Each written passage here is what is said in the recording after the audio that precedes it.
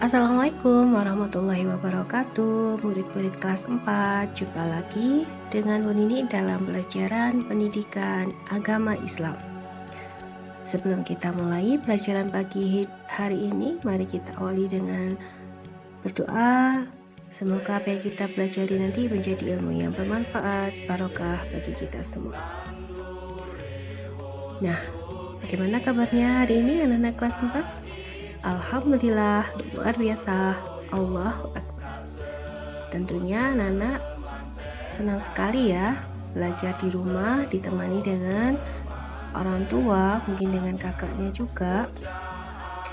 Hari ini kita akan melanjutkan pembelajaran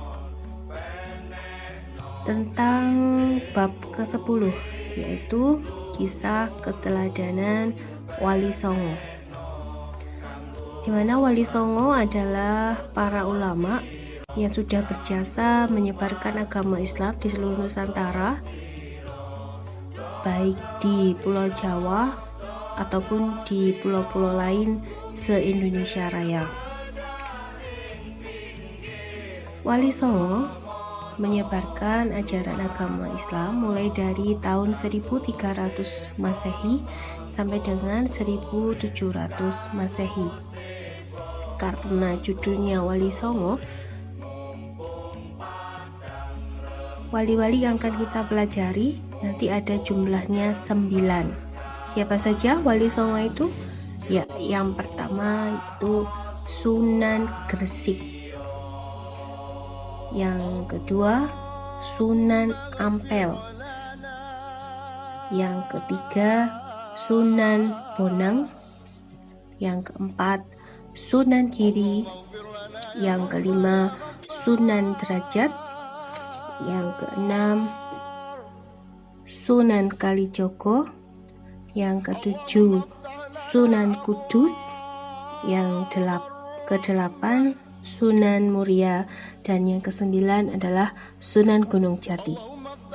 Nah, dari kesembilan Wali Songo itu nanti akan jelaskan, akan berikan ringkasan sedikit tentang perjalanan dakwah para Wali Songo di tanah Jawa dan di Nusantara. Selamat menyimak.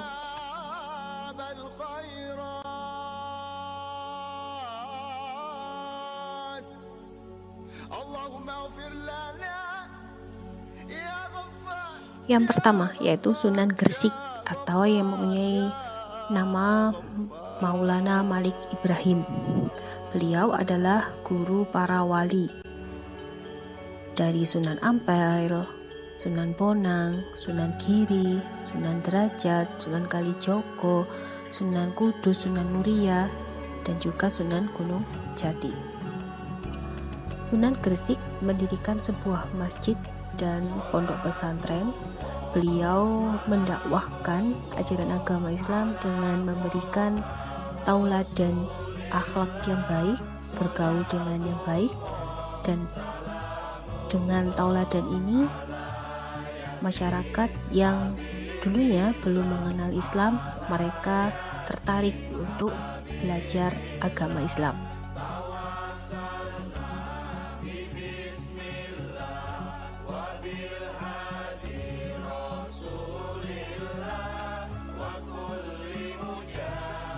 Yang kedua yaitu Sunan Ampel atau Raden Rahmat.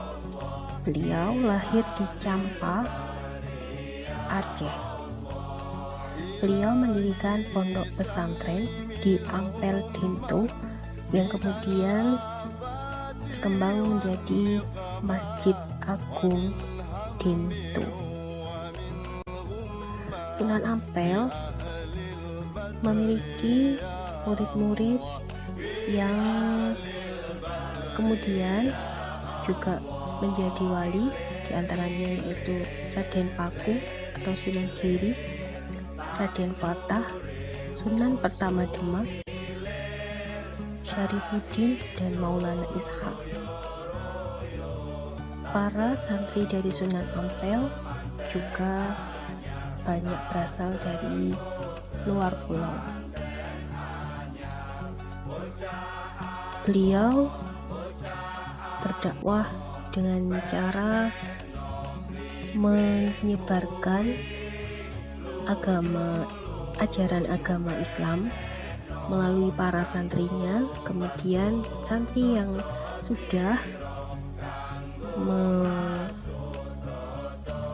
menguasai materi agama dikirimkan atau diutus untuk menyampaikan ajaran agama Islam di daerah-daerah yang terpencil ataupun di luar pulau.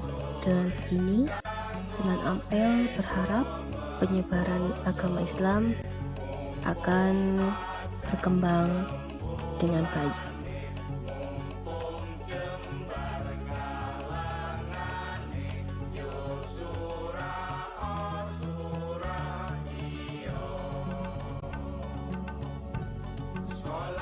Baik, yang ketiga yaitu Sunan Bonang. Beliau adalah seorang guru dan juga mubalik. Beliau mendirikan pondok pesantren di Tuban, Jawa Timur. Sunan Bonang adalah pencipta gending dan juga wayang. Itu adalah cara dakwah Sunan Bonang untuk menyampaikan ajaran agama Islam supaya lebih mudah dipahami dan diterima oleh masyarakat pada masa itu, karena memang pada masa itu adalah masa peralihan dari agama Hindu, agama sebelumnya yang notabene beribadahnya juga dengan menggunakan gamelan atau sejenisnya. Maka Sunan Bonang berinisiatif untuk menciptakan gending dan juga wayang. Salah satu lagu yang diciptakan oleh Sunan Bonang yaitu Tembang Durmo.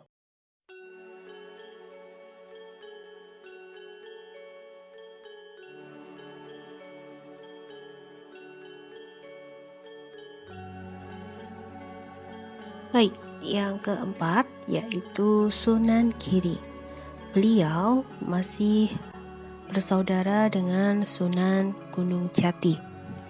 Sunan Giri mendirikan pesantren di Giri.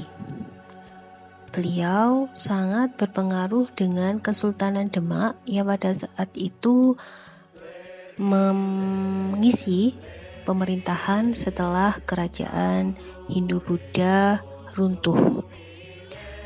Bisa dikatakan pada masa ini agama Islam sedang mulai untuk berkembang. Dalam masa peralihan ini, Sunan Giri kemudian mendidik anak-anak dengan permainan yang agamis. Misalnya jelungan, jamuran, gende ferit, cuplak-cuplak suweng, dan lir-ilir. Di mana dalam syair-syair lagu dolanan tersebut tersirat makna yang dijadikan pelajaran bagi perjalanan hidup manusia.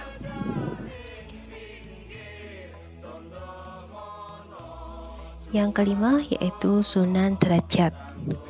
Beliau berdakwah di daerah Sedayu, Gresik, Jawa Timur. Sebagian besar masyarakat menyebutnya dengan Sunan Sedayu. Beliau menyantuni anak yatim dan fakir miskin.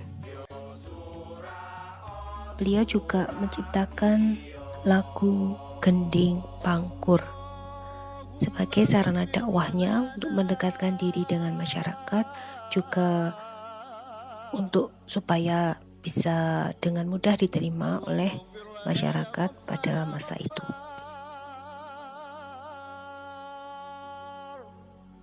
Yang keenam yaitu Sunan Kalijogo, atau nama lainnya adalah Raden Sahid. Beliau adalah putra dari Bupati Tuban Raden Sahir Tumenggung Wilatikta. Sunan Kalijaga berdakwah sebagai mubalik yang paling muda. Beliau punya pengetahuan yang sangat luas dan juga cerdas. Sunan Kalijaga menggunakan wayang dan gamelan sebagai media dakwahnya. Beliau juga banyak sekali mengarang cerita-cerita wayang yang agamis, yang di dalamnya banyak pesan-pesan moral dan juga cerita-cerita yang berhubungan dengan ajaran agama Islam. Salah satu lagu yang kemudian populer hingga saat ini yaitu lagu Lir Ilir, di mana pada intinya dari arti atau makna dari lagu Lir Ilir itu adalah ajakan masuk Islam. Dulu pada saat Sunan Kalijaga hendak mengadakan pentas wayang, ada satu syaratnya, yaitu orang-orang yang mau melihat pertunjukan wayang yang diperankan atau yang dimainkan oleh Sunan Kalijaga, mereka harus mengucapkan kalimo sodo atau yang sekarang disebut juga dengan kalimat syahadat. Jadi orang-orang yang mau melihat atau menyaksikan wayang pada saat itu maka harus bersyahadat terlebih dahulu. Itu adalah cara dakwah dari Sunan Kalijaga untuk mengembangkan ajaran agama Islam di Nusantara. Yang ketujuh yaitu Sunan Kudus. Nama asli dari Sunan Kudus yaitu Sayyid Ja'far Shodiq Asmad Khan. Beliau berdakwah di Kudus dengan mendirikan sebuah masjid yang mempunyai sebuah menara yang sangat indah, yang sangat bagus sekali, hingga masjid tersebut disebut dengan Masjid Menara Kudus. Sunan Kudus adalah seorang yang sangat pemberani, hingga beliau menjabat sebagai seorang panglima perang di Kerajaan Demak.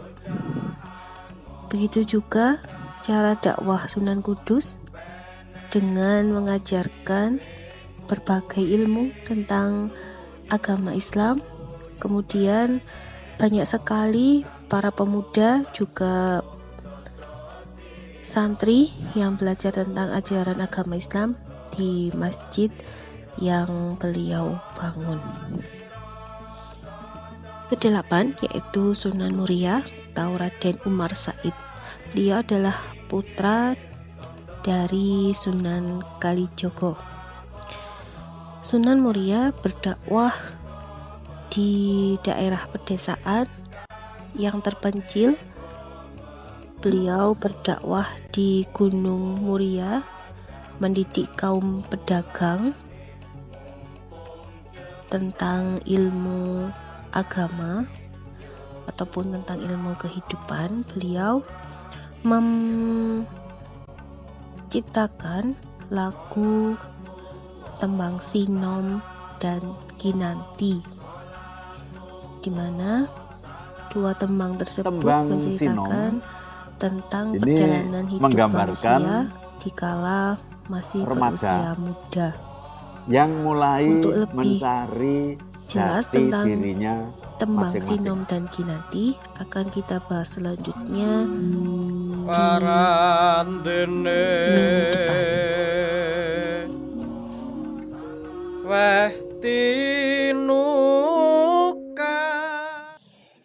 Terakhir yaitu ke-9, Sunan Gunung Jati atau yang mempunyai nama Syarif Hidayatullah. Beliau adalah keturunan Raja Pajajaran Prabu Siliwangi. Beliau berdakwah di Cirebon, mengajarkan ajaran agama hingga kemudian menjadi sebuah daerah Kesultanan Cirebon.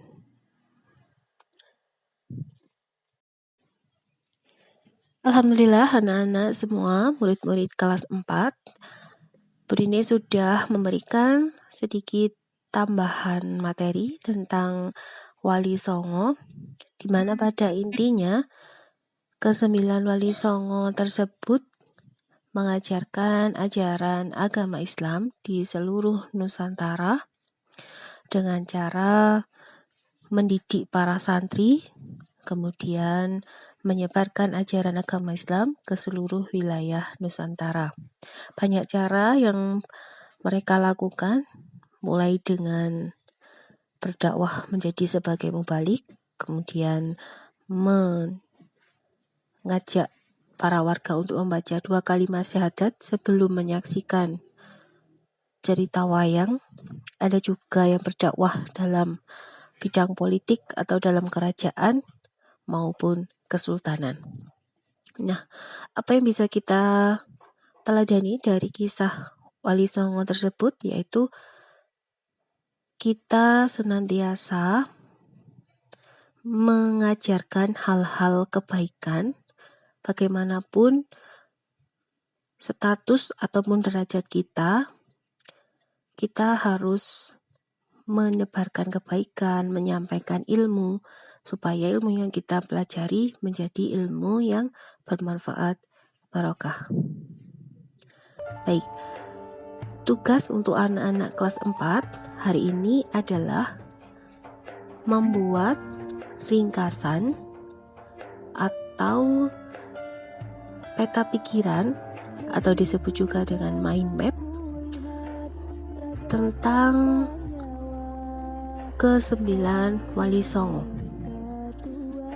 Ditulis di buku tulis pendidikan agama Islam boleh, di selembar kertas juga boleh.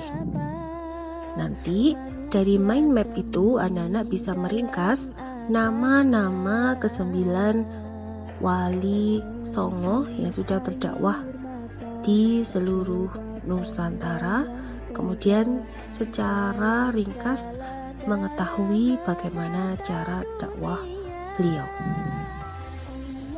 Nah, anak-anak, selamat mengerjakan. Niat tulus karena Allah, tetap bersabar dalam kondisi seperti ini. Selalu berbaik sangka, husnudon, suatu hari keadaan ini akan berubah menjadi lebih baik dari sedia kala, dan ketika itu kita sudah menjadi orang-orang yang lebih kuat, lebih tangguh, dan lebih baik dari hari-hari kemarin. Sekian, wassalamualaikum warahmatullahi wabarakatuh.